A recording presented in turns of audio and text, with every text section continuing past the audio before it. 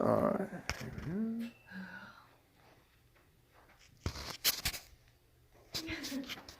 Kira Johnson could be described as a phenomenal woman. She traveled extensively, spoke 5 languages, and even raced cars with her husband. She was considered low risk and healthy when she was pregnant with her second baby. She had a routine elective C-section on April 12, 2016. Less than 12 hours later, she was dead due to a hemorrhage. Her death was preventable in a couple of different ways. Had her husband's concerns been addressed, hospital staff may have noticed her hemorrhage before it was too late. But if we take a step back and look at the statistics surrounding elective C-section risks, her death may have been completely avoidable from the beginning. This tragic death isn't so uncommon. Between 700 and 900 women die every year from birth and pregnancy complications, according to the CDC, and that number may be actually as high as 1,200 women, according to the World Health Organization. A common trend in these deaths is that most are considered preventable, according to Stacy Geller, a professor of obstetrics and gynecology at the University of Illinois College of Medicine. And this is a widespread problem across the United States, since the U.S. has the highest maternal mortality rate of any developed country. This trend isn't seen equally in out-of-hospital births. Statistics show that home birth is significantly safer for mother and baby and results in less intervention, which results in less complications and deaths. The United States is a dangerous place to give birth, with a maternal mortality rate of 26.4 deaths per 100,000 births, according to the CDC and the Maternal Health Task Force. To put that into perspective, the next closest country, the UK, has a death rate of 9.2 per 100,000 births. Women of color are at even greater risk as they are 4 times as likely to die of birth complications than a white woman.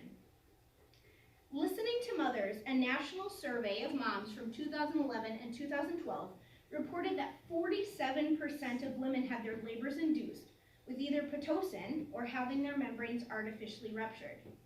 Of these inductions, the top 3 reasons for induction, which totaled 81% of inductions, weren't even medical indications for induction. Pitocin use carries risks.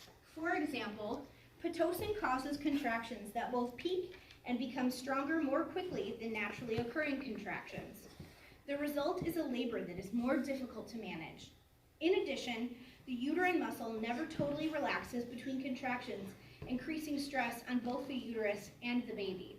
This is a quote from Judith A. Lothian from her paper titled Saying No to Induction, published in the Journal of Perinatal Education. She continues, elective induction increases the risk of giving birth to a baby that is near term. In spite of their physical appearance, near-term infants are physiologically and developmentally significantly less mature than a full-term infant and are at increased risk of mortality and morbidity in the newborn period. The near-term infant is at increased risk for temperature instability, hypoglycemia, respiratory distress, and jaundice. Swedish research in 2016 includes data from over 1 million births, and it confirms that for most women, having labor induced means that they are 2 to 3 times more likely to have an unplanned C-section. The United States also has one of the highest C-section rates at 32%. The World Health Organization recommends that number stay between 10 and 15%. With higher C-section rates, there's greater risk of complication, like longer recovery time, infection, hemorrhage, blood clots, and babies born from C-section have a higher chance of breathing problems. 1 to 6 out of every 100 women who have a C-section will need a blood transfusion. Let's compare that to home birth now. When we start talking about these home birth statistics, it's important to note that only 2% of births are happening out of hospitals as of 2014. This leaves 98% of births happening in hospitals. The Midwives Alliance did the largest study of 17,000 women who planned a home birth, and of those, the cesarean rate was only 5.2%, and only 1% of babies required a medical transfer to a hospital after delivery. In 1971, Ina Mays helped deliver 11 babies while traveling on a bus cross-country. She eventually went to school to become a midwife and delivered hundreds of babies on a Tennessee homestead called The Farm. The safety track record established on the farm is a staggering difference from hospital statistics, and I couldn't find anything close to comparable. Of the 2,844 births from 1970 to 2010, 94.7 gave birth vaginally and unmedicated at home. They had a cesarean rate of 1.7%, and they had 0 maternal deaths in 40 years. There's a huge misconception that midwives who attend home births are unqualified, and that's what makes home birth so dangerous. Depending on the state you live in, midwifery is licensed and regulated by the state.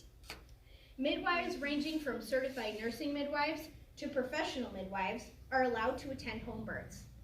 In the state of Wisconsin, they carry everything necessary to handle certain emergencies, and they possess the knowledge to know when an emergency requires extra intervention. Midwives carry Pitocin and misoprostol to stop hemorrhages, IV kits and saline fluids, suture kits, intubation kits, and suction tools for mom and baby. Midwives can also do prenatal testing, diabetes screening, routine lab work, strep B screening, blood pressure checks, urine protein checks, all that stuff. The only thing that makes an out-of-hospital midwife different than an in-hospital provider is that they don't do inductions, they don't do C-sections, and they don't participate in most birth interventions. Since we know that induction and intervention increase risk, and we know that cesarean sections are only necessary in 10 to 15% of deliveries, it makes sense that home birth ends up being safer than hospital birth. Home birth is clearly the safer place to have a low-risk birth, but I know these staggering statistics won't persuade everybody to have a home birth, and that's okay. For anyone who will have a baby one day, my goal for you is to be educated on birth choices and to be able to make an informed decision without pressure from a provider or hospital policy. My goal is to teach you that you're allowed to choose what happens to your body. My goal is to work towards safer birth for all mamas and babies.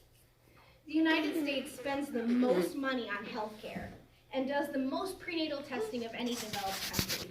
And up to 1,200 women are still dying every year.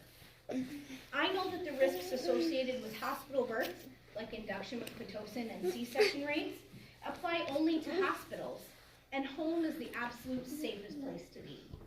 Thank you.